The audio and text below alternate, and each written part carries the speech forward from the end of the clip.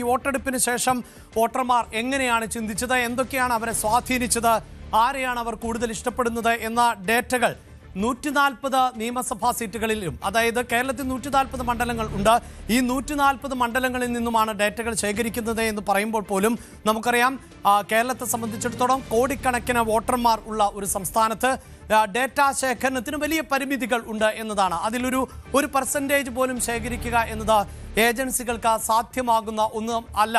അതോടൊപ്പം തന്നെ വളരെ പ്രധാനപ്പെട്ട ഒരു കാര്യം എന്നത് കൃത്യമായ രാഷ്ട്രീയ ധാരണയുള്ള നിരവധിയായ ആളുകൾ നമുക്കിടയിൽ ഉണ്ട്. ഒരുപക്ഷെ CPIഎമ്മിനെ, CPIയെ, കോൺഗ്രസിനെ, BJPയെ, കേരള കോൺഗ്രസിനെ ഒക്കെ പിന്തുണയ്ക്കുന്ന കൃത്യമായ രാഷ്ട്രീയമുള്ളവർ, അവർക്ക് ഇത്തരം സർവേകളിലൊക്കെ പങ്കെടുക്കാൻ അതിയായി താല്പര്യമുണ്ടാകും.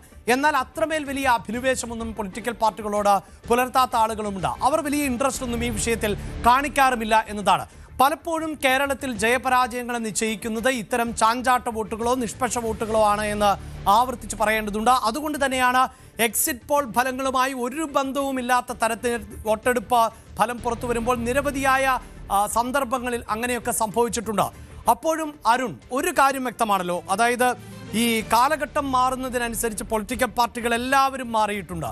ഇപ്പോൾ ഈ പാർട്ടി പ്രവർത്തകരിൽ നിന്നോ അല്ലെങ്കിൽ നേതാക്കളിൽ നിന്നോ മാത്രം ഡേറ്റകൾ ശേഖരിക്കുക എന്നതിനപ്പുറത്ത് സ്ഥാനാർത്ഥി നിർണയത്തിൽ പോലും ചർച്ച ചെയ്യപ്പെടാൻ സാധ്യതയുള്ള വിഷയങ്ങളിൽ പോലും പല ഏജൻസികളെയും വെച്ചുകൊണ്ട് ഏതാണ്ട് എല്ലാ രാഷ്ട്രീയ പാർട്ടികളും ഒരു വിവരശേഖരണമൊക്കെ നടത്തുന്നുണ്ട്. ഓരോ ഏജിൽപ്പെട്ട ആളുകളുടെ താല്പര്യം എന്താണ്, ജൻസികളുടെ താല്പര്യം എന്താണ്, പ്രായമായവരുടെ താല്പര്യം എന്താണ്, സ്ത്രീകളുടെ ഇഷ്ടം എന്താണ്, അനിഷ്ടങ്ങൾ എന്തൊക്കെയാണ്, ഇതൊക്കെ അറിഞ്ഞുകൊണ്ട് തെരഞ്ഞെടുപ്പ് സോഷ്യൽ എഞ്ചിനീയറിംഗ് നടത്തുന്ന ഒരു സാഹചര്യം ഇന്ന് കേരളത്തിലുമുണ്ട്. അതുകൊണ്ട് തന്നെ ഈ എക്സിറ്റ് പോളിൻ്റെ ഡേറ്റ അല്ലെങ്കിൽ കണക്ക് അത് ഏറിയും കുറഞ്ഞുമൊക്കെ ഇരിക്കാം. പക്ഷേ ആരാണ് പ്രിയപ്പെട്ട നേതാവ്, ആരാണ് മുഖ്യമന്ത്രിയാകണമെന്ന് ജനങ്ങൾ ആഗ്രഹിക്കുന്നത്, ജനങ്ങളെ സ്വാധീനിച്ച ഏറ്റവും വലിയ വിഷയം എന്താണ്, അവരെ ആശങ്കപ്പെടുത്തുന്ന വിഷയം എന്താണ്, ഇത്തരം ചില ചോദ്യങ്ങൾക്കുള്ള മറുപടികളെയെങ്കിലും രാഷ്ട്രീയ പാർട്ടികൾക്ക് പ്രധാനപ്പെട്ടതായി കാണേണ്ടി വരില്ലേ അരുൺ? തീർച്ചയായിട്ടും മറ്റൊരു കാര്യം കൂടിയുണ്ട് അഭിലാഷ്. അത് ഈ പ്രീ പോൾ സർവേകളേക്കാൾ എക്സിറ്റ് പോളുകൾ കുറച്ചുകൂടി കൃത്യത ഉള്ളതായിരിക്കും, കുറച്ചുകൂടി ആക്യുറസി അവയ്ക്ക് ഉണ്ടാകും. അതുതന്നെയാണ് സംസ്ഥാന ചരിത്രത്തിലെ ദേശീയ രാഷ്ട്രീയം നോക്കുമ്പോഴൊക്കെ നമുക്ക് മനസ്സിലാവുന്നത്. എക്സിറ്റ് പോൾ സർവേകൾ കുറച്ചുകൂടി കൃത്യമാണ്. കാരണം വോട്ട് ചെയ്ത ശേഷം ആളുകൾ പറയുന്ന അഭിപ്രായമാണ്, അത് പറയാൻ കുറച്ചുകൂടി എളുപ്പത്തിൽ അവർ തയ്യാറാവുകയും ചെയ്യും. അതുകൊണ്ട് തന്നെ ഈ കണക്കുകൾ കുറച്ചുകൂടി യാഥാർത്ഥ്യവുമായി പൊരുത്തപ്പെടുന്നതാകാൻ തന്നെയാണ് സാധ്യത. അഭിലാഷ് സൂചിപ്പിച്ചതുപോലെ രാഷ്ട്രീയ പാർട്ടികൾ ജനങ്ങളുടെ പൾസ് നോക്കി തന്നെയാണ് സ്ഥാനാർത്ഥികൾ തീരുമാനിക്കുന്നത്. ഓരോ വിഭാഗത്തിലും ഇഷ്ടപ്പെട്ട സ്ഥാനാർത്ഥികൾ ആരൊക്കെയാകാം, എന്തൊക്കെയാകാം, ഓരോ ഏജ് ഗ്രൂപ്പിന്റെയും താല്പര്യങ്ങൾ, ഓരോ പ്രദേശത്തിന്റെയും ഓരോ സാമുദായിക വിഭാഗങ്ങളുടെയും, അങ്ങനെ ഓരോ ഘടകങ്ങളും എണ്ണി എടുത്ത് ഇഴയൂരി പരിശോധിച്ച് തികച്ചും പ്രൊഫഷണലായി തന്നെയാണ് ഇപ്പോൾ സംസ്ഥാനത്തെ പ്രധാനപ്പെട്ട 3 മുന്നണികളും സ്ഥാനാർത്ഥികളെ തീരുമാനിക്കുന്നത്.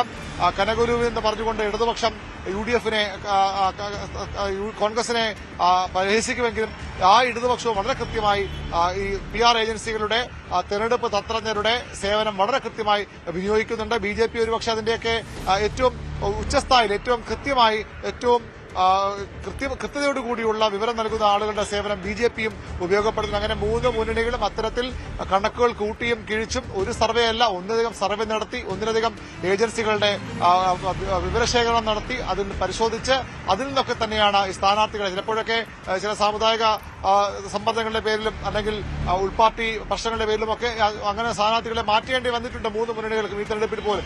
എങ്കിൽ പോലും വളരെ കൃത്യമായ കൂടിയാലോചനകൾ, പഠനങ്ങൾക്ക് ശേഷം തന്നെയാണ് 3 മുന്നണികളും സ്ഥാനാർത്ഥികളെ തീരുമാനിക്കുന്നത്.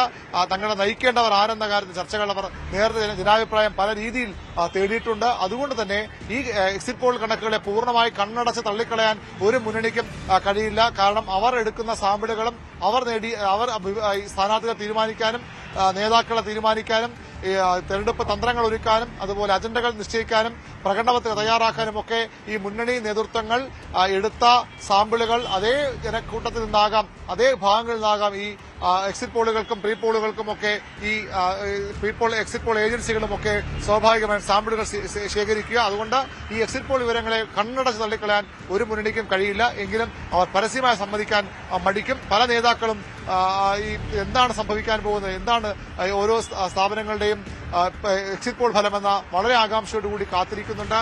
പലരും അത് നമ്മളോടക്കം സംസാരിക്കുന്നുമുണ്ട്.